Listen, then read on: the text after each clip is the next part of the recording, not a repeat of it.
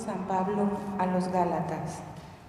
Queridos hermanos, después de 14 años volví de nuevo a Jerusalén con Bernabé y también con Tito. Regresé porque Dios me lo había revelado.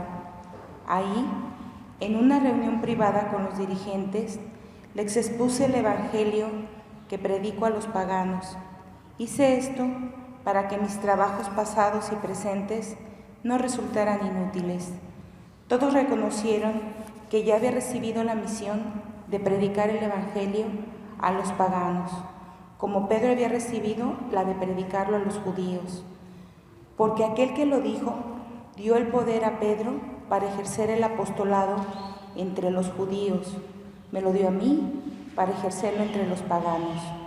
Así pues, Santiago, Pedro y Juan, que eran considerados como las columnas de la iglesia, reconocieron la gracia que Dios me había dado y nos dieron la mano a Bernabé y a mí en señal de perfecta unión y para expresar su acuerdo de que nosotros dirigiéramos a los paganos y ellos a los judíos. Lo único que nos pidieron fue que nos preocupáramos por los pobres, cosa que he procurado cumplir con solicitud. Más tarde, cuando Pedro fue a Antioquía, yo me le enfrenté, porque era digno de represión. En efecto, antes de que llegaran algunos judíos, enviados por Santiago, Pedro solía comer con los paganos convertidos, pero después empezó a apartarse de ellos por temor a los judíos recién llegados. Los demás judíos convertidos imitaron su ejemplo, tanto que hasta el mismo Bernabé se dejó arrastrar por aquella conducta contradictoria. Entonces, cuando vi que Pedro no procedía rectamente, conforme a la verdad del Evangelio, le dije que delante de todos, si tú, que eres judío, vives como un pagano y no como un judío, ¿por qué quieres ahora obligar a los paganos convertidos a que vivan como judíos? Palabra de Dios. Alabamos. Bendito sea el Señor. Bendito sea el Señor. Que alaben al Señor todas las naciones, que lo aclamen todos los pueblos. Bendito sea el Señor. Porque grande es su amor hacia nosotros y su fidelidad dura para siempre. Bendito sea el Señor. De pie.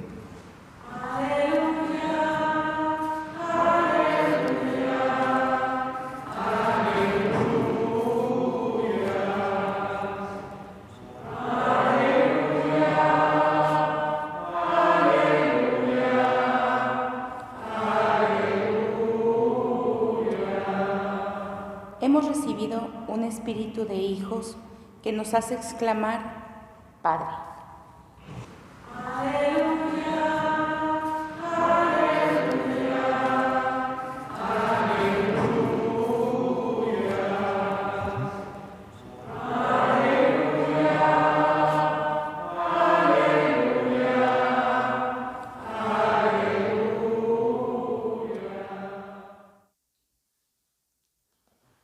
Evangelio del día en latín.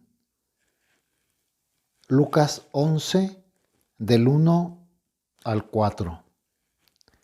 Et factum est, cum esset in quodam loco orans ut cessavit, dixit unus ex discipulis eius ad Iesum.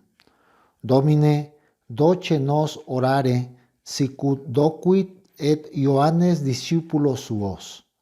Et ait illis, cum oratis dicite, Pater, sanctificetur nomen tuum, adveniat regnum tuum, panem nostrum quotidianum da nobis hodie, et dimitte nobis peccata nostra, si quidem et ipsi dimittimus omni debenti nobis, et ne nos inducas in tentationem. Verbum Domini. Deo, gracias. Nuestra Señora del Rosario, Ruega por nosotros.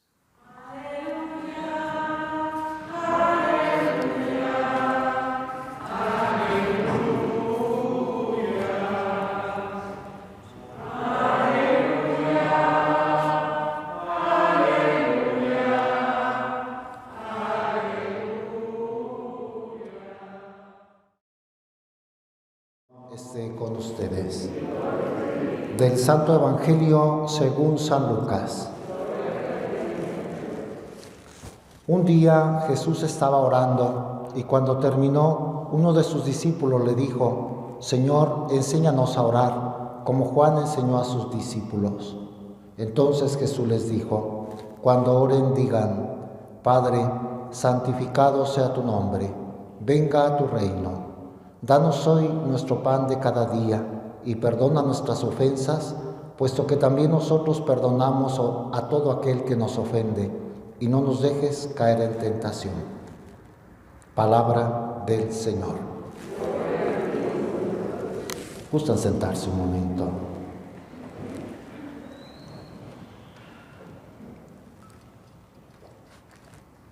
Tenemos hoy en el Evangelio la enseñanza del Padre Nuestro, según la versión de San Lucas. Hay dos versiones de la entrega del Padre Nuestro a los apóstoles, a la iglesia, la oración del Señor, la oración dominical, Dominus Señor, la oración del Señor, por excelencia es el Pater Noster, el Padre Nuestro.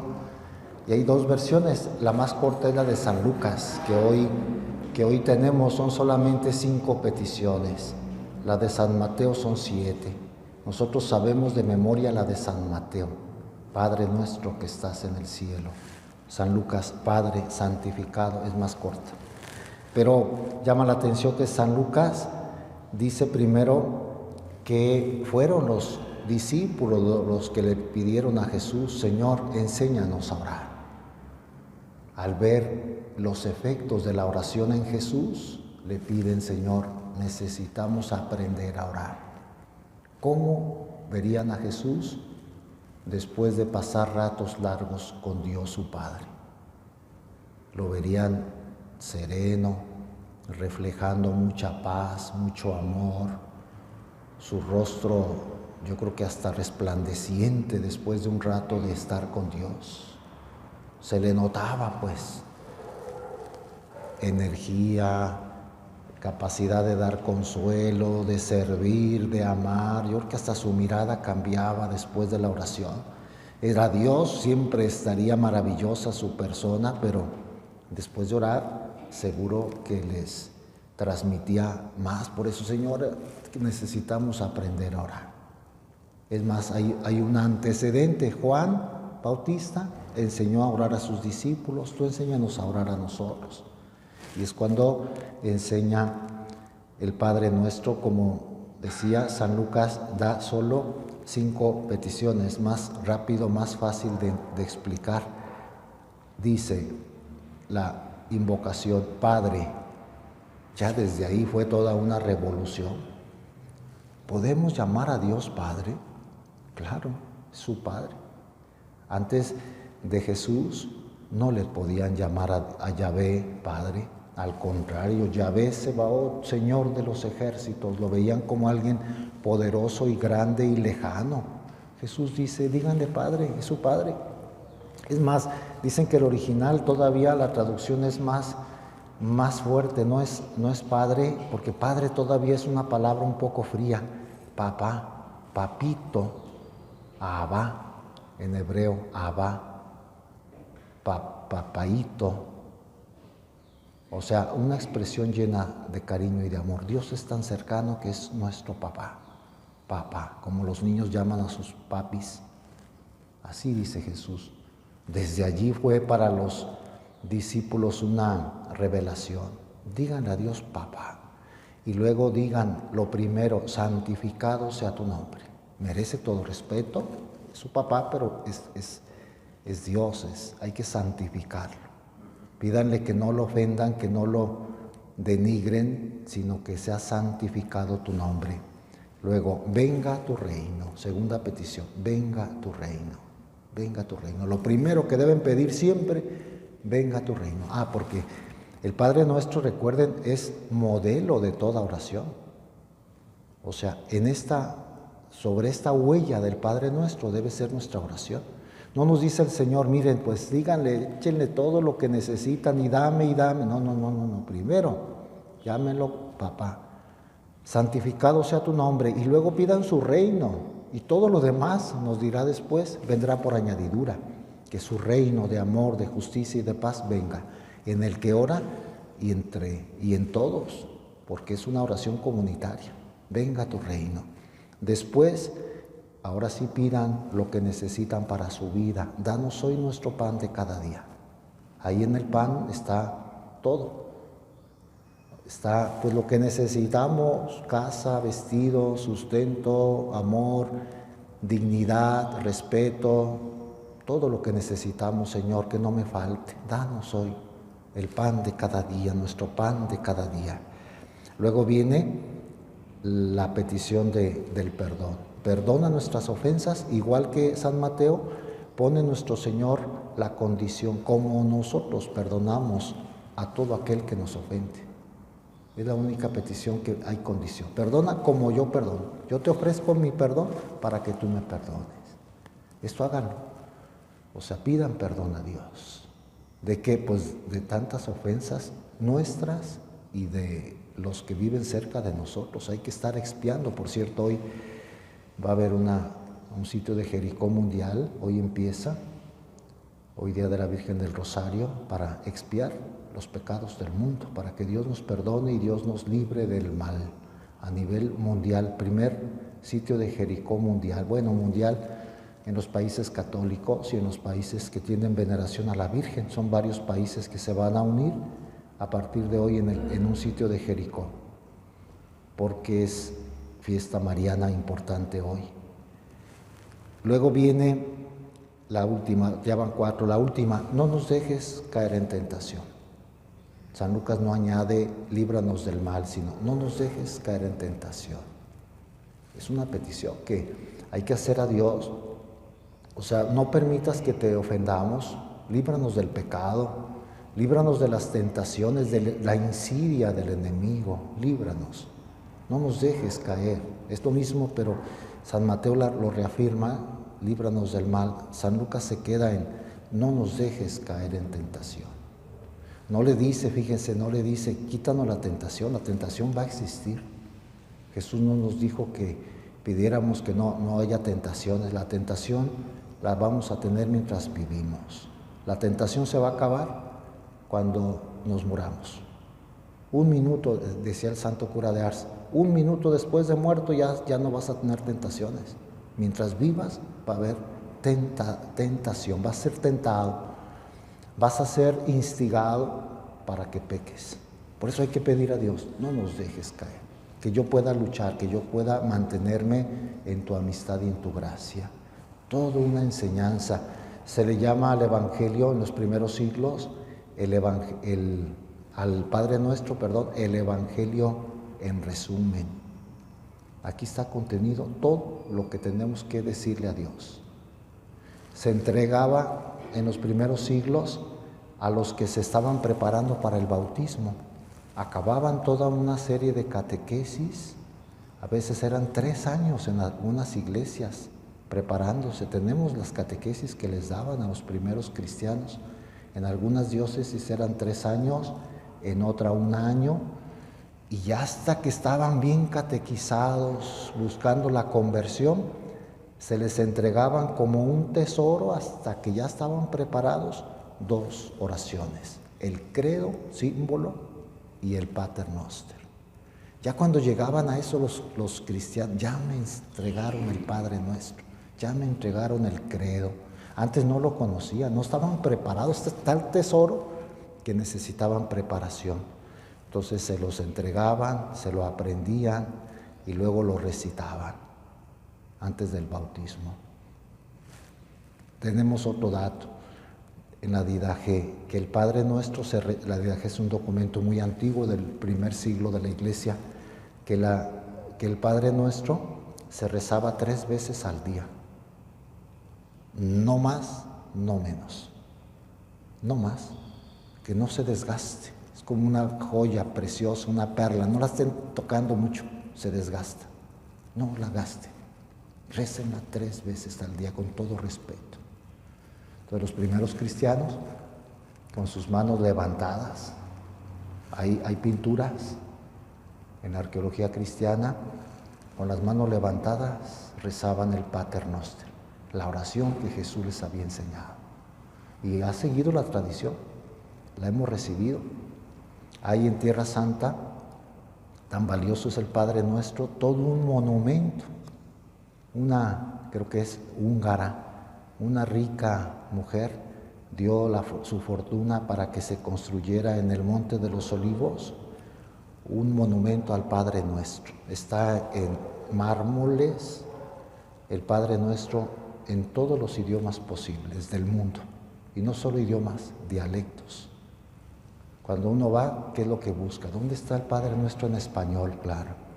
Yo una vez fui a Tierra Santa con gente de Yucatán y dieron ellas, dice, aquí está el Padre Nuestro en maya, hasta en dialectos, en náhuatl y los dialectos de la India, que son muchos, y en todos los dialectos. O sea, el Padre Nuestro es una oración universal. ¿Por qué? ¿Y por qué allí? Precisamente en el Monte de los Olivos. ¿Consta que ahí lo enseñó Jesús? No. Pero cuando iban a Jerusalén, los judíos pobres que no podían pagar una posada en la ciudad, se quedaban en unas cuevas que había, unas estancias que había en el Monte de los Olivos.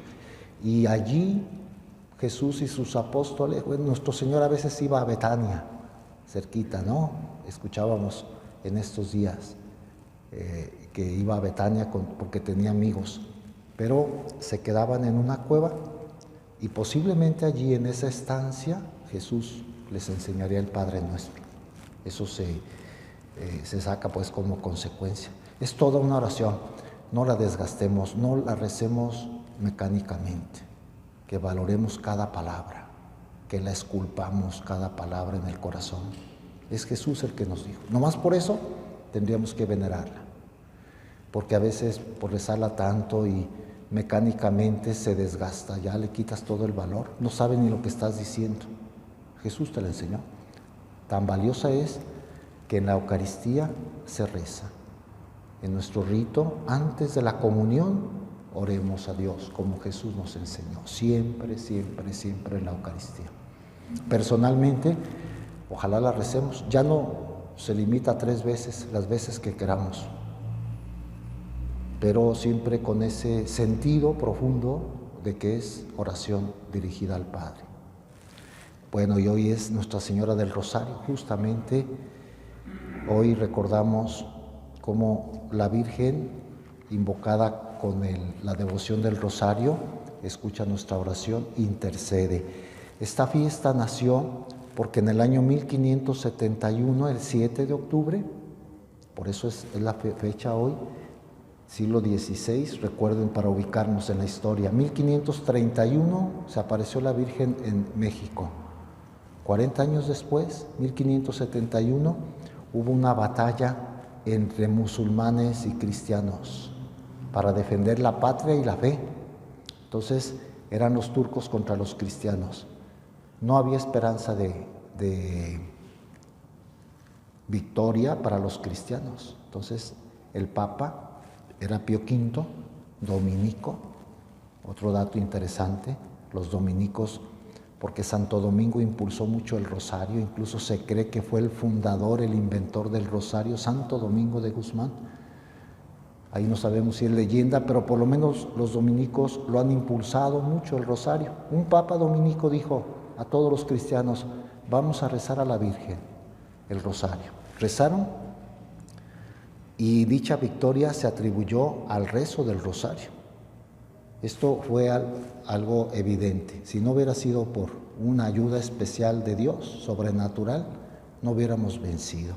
Por eso se instituyó el 7 de octubre el rosario del siglo XVI. De ahí en adelante se ha venido rezando como una devoción muy importante, una manera muy excelente de unirnos a Cristo y a la Virgen, porque es cristológico. No es solo rezarle a la Virgen, es rezar meditando los misterios de Cristo. Ahora ya son 4 clases de misterios, antes eran 3. El Papa Juan Pablo II añadió los misterios luminosos, ya existían gloriosos, gozosos y dolorosos.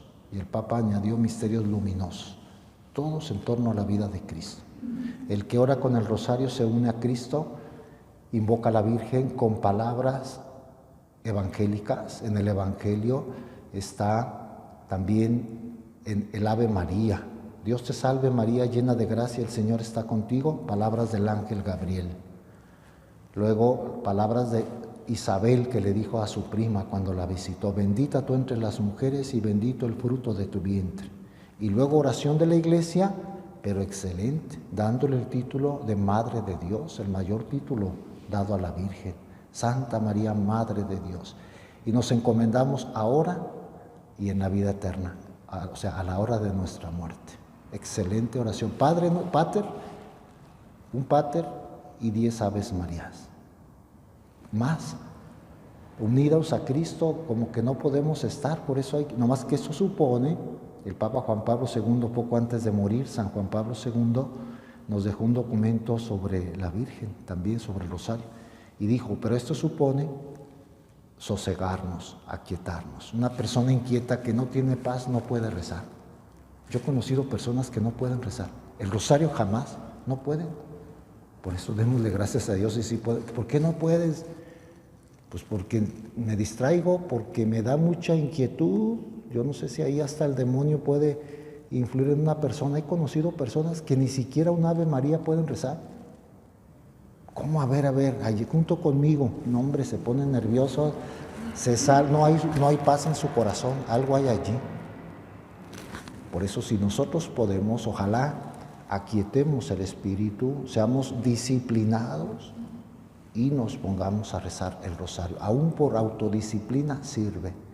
En las técnicas orientales, que no son cristianas, pero sí hay mucha disciplina, la yoga, horas ahí, y tú no puedes concentrarte 20 minutos para rezar el rosario, una parte del rosario.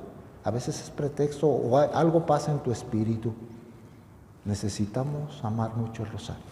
Luego, tenemos otros datos, dos importantísimos. Cuando la Virgen ha venido a la tierra en Lourdes, Francia, y en Fátima, Portugal, ha recomendado el rosario. Es más, se ha aparecido con un rosario en la mano, como diciendo la Virgen, yo estoy de acuerdo con que ustedes recen. Y lo ha dicho.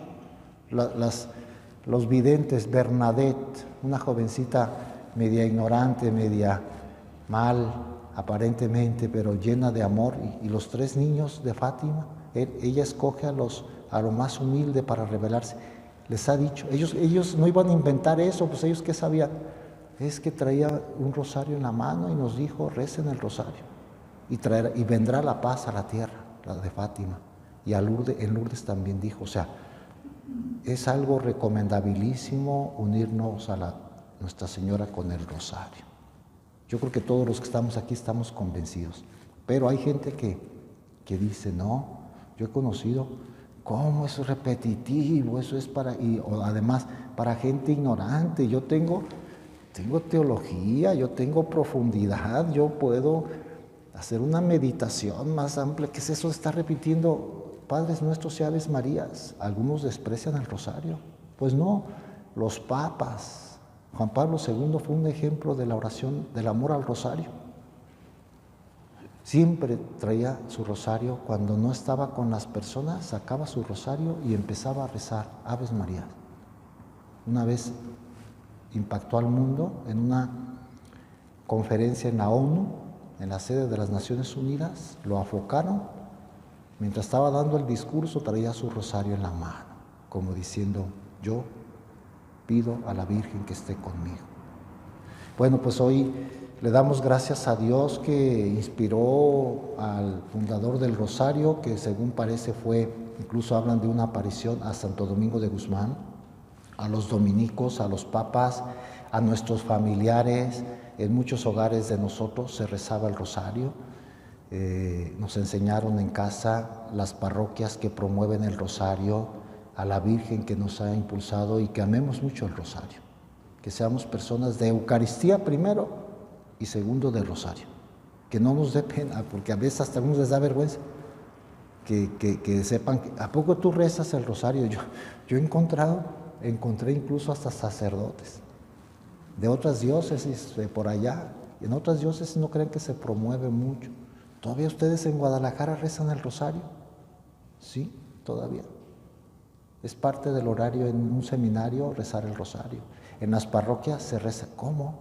Parece como que es algo fuera de tiempo. No, hoy Nuestra Señora en su fiesta le vamos a pedir que interceda por nosotros. Pedimos por tantas invocaciones que hacen todas las personas y familias a Nuestra Señora del Rosario. Hay pueblos que se llaman rosarios, personas que se llaman rosarios, países encomendados a Nuestra Señora del Rosario. Nada más con esto podría hablar horas del Rosario, claro, como de muchos temas, ¿no? A veces el tiempo falta, pero nada más termino con como testimonio que a mí se me hizo muy impactante. En Lisboa, en Portugal, hay un monumento al Rosario, moderno. Hagan de cuenta como aquí el Arco del Milenio, de esos monumentos que se hacen, pero todo un país que le ofreció en una explanada muy grande, moderna, en piedra, así estilizado, se ve una grandototota, una silueta como de una mujer, es la Virgen, pero moderna pues, no como estamos acostumbrados a las imágenes religiosas, sino un monumento no pagano, laico, podríamos decir, y con un rosario así enorme, está así. Y entonces toda la gente que visita Lisboa visita el monumento al Rosario y hablan del Rosario, aunque el Estado laico no permite en muchos países las devociones religiosas, ellos como que desafiaron al mundo. Nosotros queremos honrar no solo a nuestros héroes, no solo a los conquistadores. En Portugal en concreto ha habido muchos navegantes, conquistadores, sabios, exploradores. No solo, también a una mujer que a través de una devoción que se llama Rosario ha intercedido por nosotros. Entonces la gente, aunque no quiera, pasa por ahí y todos, paganos, ateos, se enteran que hubo una mujer a la que los cristianos honramos con el rezo del Rosario. Nosotros a veces hasta vergüenza nos da. Si yo les preguntara quién de ustedes carga un rosario en su bolsa, a lo mejor hasta vergüenza les da. Aquí en el templo no, pero afuera, si estuvieran comiendo en una fiesta social y se hablara del rosario, seríamos capaces de decir: yo creo en el rosario.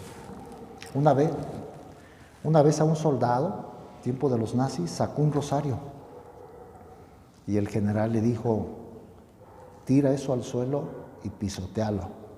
Ya ven, eran ateos los nazis. No lo voy a hacer. Si no lo tiras, te mato. No lo voy a hacer.